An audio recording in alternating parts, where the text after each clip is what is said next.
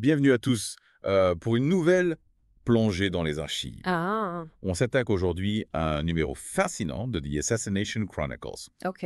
datant de septembre 1995. C'est une publication entièrement consacrée à l'enquête sur l'assassinat de John F. Kennedy. Oui. Et ce numéro en particulier est une véritable mine d'or d'informations et de perspectives sur l'affaire. Absolument. Ce qui est frappant dès le départ, c'est l'accent mis sur la croyance répandue en une conspiration. D'accord. The Assassination Chronicles était une publication qui donnait la parole à ceux qui remettaient en question la version officielle. Oui. Et ce numéro ne fait pas exception. On y trouve des articles de chercheurs, des témoignages de personnes présentes à Dallas ce jour-là, des analyses de documents officiels, un vrai panorama des doutes et des interrogations qui entouraient l'affaire JFK, même 20 ans après les faits. Et l'une des controverses qui ressortent fortement, c'est l'affaire des fichiers Garrison. Oui. Pour nos auditeurs qui ne seraient pas familiers avec ce volet de l'enquête. Bien sûr. On parle de Jim Garrison, le procureur de la Nouvelle-Orléans, qui a mené sa propre investigation sur l'assassinat de Kennedy. Exactement. Ouais. Garrison était convaincu qu'il y avait un complot et il a tenté de le prouver devant les tribunaux.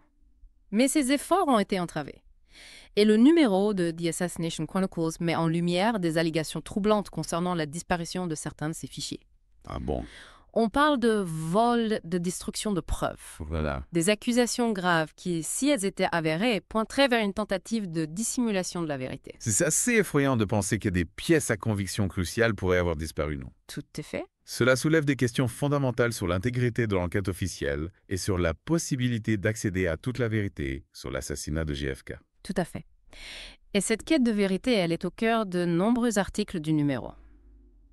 On y trouve par exemple une analyse fascinante de l'interview que Jackie Kennedy a accordée au journaliste Theodore Ashwaite peu après la mort de son mari. Ah oui, l'interview où elle évoque le mythe de Camelot, cette image idéalisée de la présidence Kennedy. Mais quel est le lien avec l'enquête sur l'assassinat? Le numéro explore l'idée que Jackie Kennedy, en cherchant à façonner l'héritage de son mari, a peut-être involontairement contribué à alimenter le doute sur la version officielle des faits, en insistant sur l'aspect romantique et tragique de la présidence Kennedy. En présentant son mari comme un héros fauché en pleine gloire, elle a créé une image tellement forte qu'elle a pu paradoxalement rendre plus difficile l'acceptation d'une explication simple et rationnelle de sa mort. C'est intéressant cette idée que la construction d'un mythe puisse avoir des conséquences sur la perception d'un événement historique. On voit comment la réalité et la fiction peuvent s'entremêler et comment il peut être difficile de démêler le vrai du faux. Exactement. Et ce flou entre réalité et fiction, on le retrouve aussi dans l'analyse des témoignages et des preuves photographiques de Dealey Plaza, le lieu du drame. Le numéro se penche notamment sur la fameuse photo de Willis prise quelques secondes avant l'assassinat, sur laquelle on peut distinguer des figures mystérieuses. Des figures mystérieuses. Oui, C'est intriguant. De qui s'agit-il? le numéro explore différentes hypothèses. S'agit-il de simples passants, de témoins clés dont les témoignages n'ont pas été pris en compte, D'accord. ou de personnes impliquées dans un complot? L'incertitude demeure et l'absence d'identification claire de ces personnes alimente les spéculations. On se retrouve face à un véritable puzzle avec des pièces manquantes qui rendent la résolution de l'énigme encore plus difficile. Oui. Et pour ajouter au mystère, le numéro évoque également une Rambler Break qui aurait pu être liée à l'assassinat. Ah oui, la fameuse Rambler. On la retrouve dans plusieurs témoignages Ouais. des personnes qui l'auraient aperçue à proximité de Dealey Plaza avant et après les coups de feu. Le numéro retrace son parcours depuis le Mexique jusqu'aux États-Unis et tente de déterminer si elle a pu jouer un rôle dans l'assassinat. Certaines théories la liant même à des individus suspects. Mais les preuves concrètes manquent encore pour établir un lien solide. On se croirait dans un roman d'espionnage. Ah oui! Une voiture mystérieuse, des personnages non identifiés, des fichiers disparus. On a l'impression de plonger au cœur d'une vaste conspiration. C'est vrai que ce numéro de The Assassination Chronicles nous plonge dans une atmosphère de mystère et de suspicion. Et il nous rappelle que la vérité sur l'assassinat de JFK est peut-être plus complexe qu'il n'y paraît. Et pendant que les enquêteurs cherchent des réponses sur le terrain, les médias, eux, relaient l'événement au grand public. Mais leur couverture est-elle fiable? Le numéro s'interroge sur le rôle des médias dans la construction du récit de l'assassinat. Oui, le numéro analyse la couverture médiatique immédiate et ultérieure de l'assassinat et met en évidence des incohérences et des biais.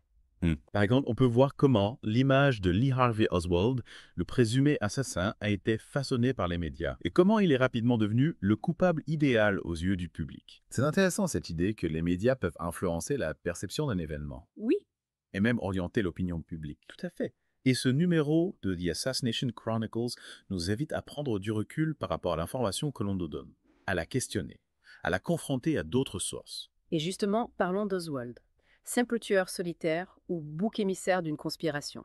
C'est le débat central de l'affaire JFK, et le numéro explore les arguments des deux camps. Absolument.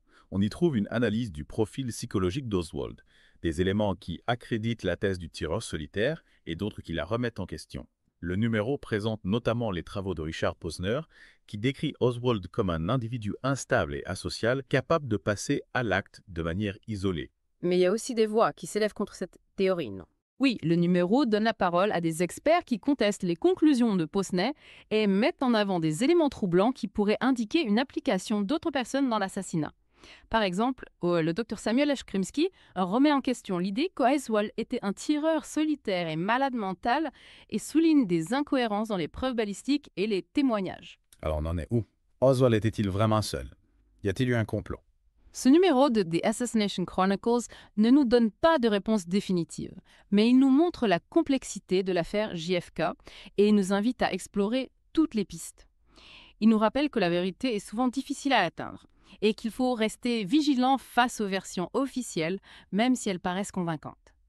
Et ce qui est fascinant avec ce numéro de The Assassination Chronicles, c'est qu'il nous montre à quel point l'affaire JFK a captivé l'imagination du public même des années après les faits. Ouais, on voit que l'intérêt pour cette affaire dépasse largement les frontières américaines. Le numéro mentionne par exemple la création d'un groupe de recherche britannique, Dealey Plaza UK, composé de passionnés qui se consacrent à l'étude de l'assassinat. C'est un signe que l'affaire JFK est devenue un véritable phénomène mondial, un événement qui continue de fasciner et d'intriguer les gens partout dans le monde. Oui. Et le numéro souligne également l'impact des nouvelles technologies sur la recherche. Ah oui, il parle d'une conférence virtuelle sur l'assassinat de JFK, Oui, organisée par l'université virtuelle Athéna. exactement. C'est assez avant-gardiste pour l'époque et cela montre bien que l'affaire JFK est un sujet en constante évolution qui s'adapte aux nouveaux modes de communication. Ils ont un peu comme si l'enquête collective se poursuivait en ligne avec des chercheurs et des passionnés du monde entier qui partagent leurs informations et leurs analyses. Tout à fait. Et cette collaboration internationale, elle est essentielle pour faire avancer la recherche et explorer toutes les pistes possibles. D'ailleurs, le numéro nous présente un témoignage particulièrement troublant, celui de Warren Castor. Warren Castor. C'est un homme qui aurait pu se trouver au Texas School Book Depository. Le jour de l'assassinat, il avait rendez-vous avec un ami pour observer le cortège présidentiel depuis le 6e étage du bâtiment, mais il a dû se rendre à Denton pour affaire. Attendez, donc si les choses s'étaient passées différemment, il aurait pu être présent au moment des coups de feu. Exactement. Son témoignage nous rappelle à quel point le destin peut parfois basculer sur un simple hasard. Imaginez un instant, si Castor avait été présent au Texas School Book Depository, ce jour-là, l'histoire aurait pu être totalement différente. C'est vraiment troublant de penser à quel point les événements auraient pu se dérouler autrement, et cela nous ramène à l'analyse des photos et des films de Dealey Plaza. Oui, Le numéro se penche en détail sur les images capturées ce jour-là à la recherche d'indices. oui, chaque image est passée au crible, chaque détail est scruté à la loupe.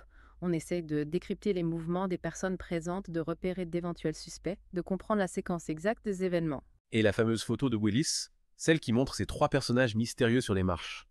Le numéro en parle aussi. Bien sûr, cette photo est une source inépuisable de spéculations qui sont ces 3 hommes.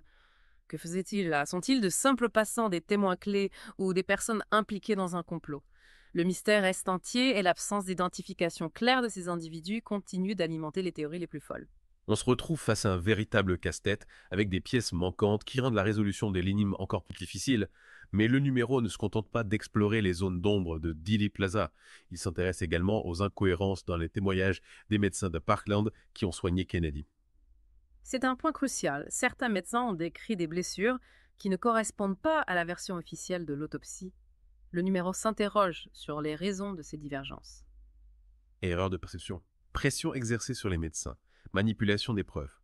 Difficile de trancher, mais ces incohérences alimentent le doute. Absolument. Et pour ajouter au mystère, le numéro mentionne également des pages manquantes dans les rapports officiels des documents qui auraient pu éclairer l'affaire d'un jour nouveau. Des pages manquantes. Mais comment est-ce possible? On imagine ces pages arracher ces informations sensibles, qui disparaissent difficiles de ne pas y voir une volonté de dissimuler la vérité, de protéger certains individus ou de préserver une certaine image des événements. On se retrouve face à un puzzle incomplet avec des pièces manquantes qui rendent la résolution de l'énigme encore plus difficile. Mais malgré ces obstacles, ce numéro de The Assassination Chronicles nous donne les clés pour mener notre propre enquête, pour nous forger notre propre opinion. C'est vrai, il ne prétend pas détenir la vérité, mais il nous encourage à réfléchir par nous-mêmes, à ne pas accepter aveuglément la version officielle des faits. Il nous invite à explorer les sources, à analyser les preuves, à nous poser des questions. C'est une démarche essentielle, car l'assassinat de JFK reste une plaie ouverte dans l'histoire américaine. Une affaire qui continue de hanter les esprits et de susciter de nombreuses interrogations. Et ce numéro de The Assassination Chronicles nous rappelle que la recherche de la vérité est un processus long et complexe qui exige patience, rigueur et un esprit critique aiguisé. Ce qui est frappant, c'est la quantité d'informations, de documents, de témoignages qui ont été générés autour de l'assassinat de JFK. Oui. On a l'impression de se retrouver face à un océan de données avec le risque de se noyer sous le flot d'informations contradictoires. C'est vrai, et c'est là que ce numéro de The Assassination Chronicles prend tout son sens. Il agit comme une boussole nous guidant à travers ce dédale d'informations. Oui. Il met en lumière les éléments clés, les pistes les plus prometteuses, sans prétendre pour autant détenir la vérité absolue. Et surtout, il nous donne envie d'aller plus loin, Ah oui? d'explorer les sources originales, de mener nos propres investigations. On se sent presque comme un enquêteur à la recherche de la pièce manquante du puzzle. Exactement. Ce numéro est une invitation à l'esprit critique à la recherche de la vérité. Il nous rappelle que l'assassinat de JFK reste un événement majeur du X siècle, une énigme qui continue de nous interroger. On se demande encore aujourd'hui comment un tel drame a pu se produire. Comment un président américain a pu être abattu en pleine rue, en plein jour. Et on cherche toujours des réponses à nos questions qui étaient vraiment Lee Harvey Oswald. A-t-il agi seul? Y a-t-il eu un complot? Autant de questions qui restent sans réponse définitive, mais ce numéro de The Assassination Chronicles nous ouvre les yeux sur la complexité de l'affaire. Sur les zones d'ombre qui persistent, il nous montre que la vérité est souvent difficile à atteindre, qu'elle peut être cachée, manipulée, déformée. Ce qui est troublant, c'est qu'on a l'impression que chaque nouvelle information, chaque nouveau témoignage soulève plus de questions qui n'apportent réponse. C'est le propre des affaires complexes. Et l'assassinat de JFK en est un exemple parfait. Mais cela ne doit pas nous décourager, au contraire, ce numéro des Assassination Chronicles nous encourage à ne pas baisser les bras, à continuer à rechercher, à questionner, à douter. Car c'est en remettant en cause les versions officielles, en explorant toutes les pistes, en confrontant les différents points de vue que l'on peut espérer un jour faire la lumière sur cet événement tragique. Oui. Et peut-être enfin comprendre ce qui s'est réellement passé à Dallas le 21 novembre 1963. Finalement, ce qui ressort de cette plongée dans The Assassination Chronicles, c'est un sentiment d'inachevé, une soif de vérité qui ne sera peut-être jamais totalement étanchée. On a ouvert une porte sur un labyrinthe, sans savoir où il nous mènera. C'est ça.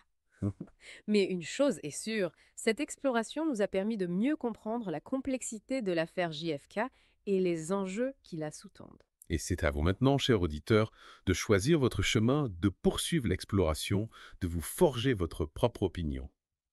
Lisez les sources, examinez les preuves, posez-vous des questions. L'enquête sur l'assassinat de JFK est loin d'être terminée. Et c'est peut-être vous qui, un jour, apporterez la pièce manquante du puzzle.